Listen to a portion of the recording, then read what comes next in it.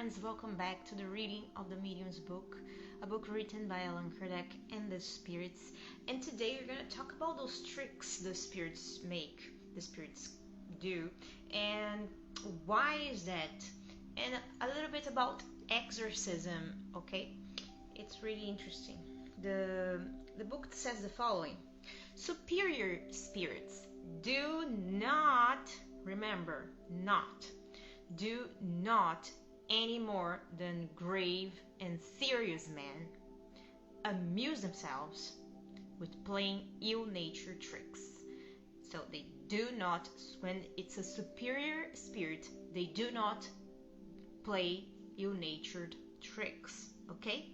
We have often made spirits of this disorderly nature come to us and have questioned them as to the motives of their misbehavior. The majority of them seem to have no other object than that of amusing themselves, and to be rather reckless than wicked. They laugh at the alarm they occasion, and at the useless searchings that are made to find out the cause of the tumult. There are other spirits, however, who will fiercely assail someone whom it gratifies them to persecute, and will follow him from one house to another. Other spirits, again, attach themselves to some particular locality from no graver motive than caprice. Sometimes it is vengeance which they exercise, as we shall show further on. In other cases, their object is more praiseworthy. They wish to attract our attention and to enter into communication with us, either for the purpose of giving advice which may be useful to us, or ask something for themselves. We have often known them ask for our prayers. Others have begged that some vow which they were not able to fulfill during their earthly life might be fulfilled in their name. Others again have desired to make reparation for some evil deed committed by them when on earth, and this for the sake of their own repose in their present state.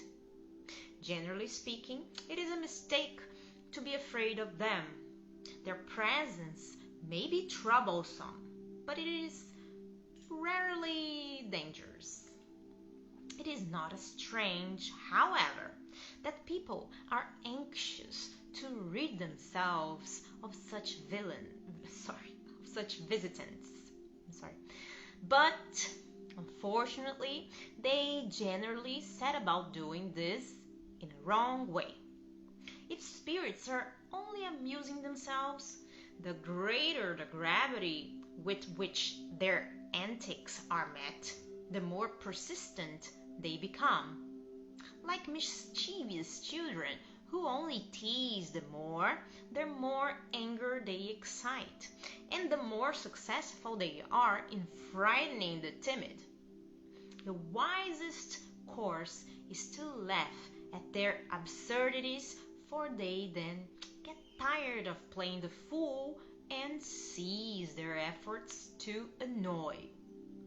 We have an acquaintance who, far from being irritated by these attacks, excited them, defying their authors to do this or that with such good effect that after a few days they took themselves off.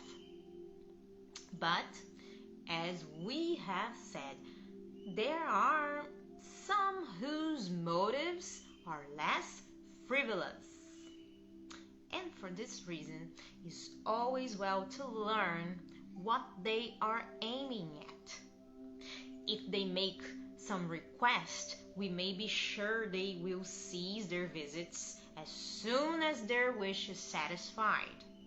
The best way of gaining information in this respect is to evoke the spirit through the intervention of a good medium in order to ascertain with whom and what we have to do.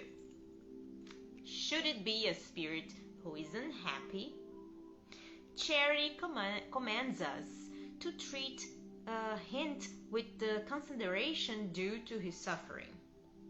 If he be a practical joker, we may treat him more cavalierly. If he be malicious, we must try to aid him in becoming better. In any case, prayer can only have a good effect, but the gravity of any formal exorcism only excites their merriment, and they treat it as of no account. If we are able to enter into communication with them, we must attach no importance to any titles they may assume, whether of a burlesque character or assumed with a view of horrifying, for this is often done to divert themselves with our credulity.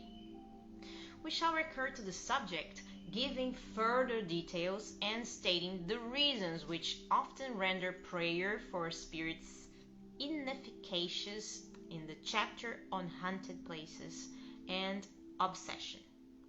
Well guys, this is it for today. I hope you guys are liking this reading as much as I do. I leave it a big kiss. God bless you all. See you next time.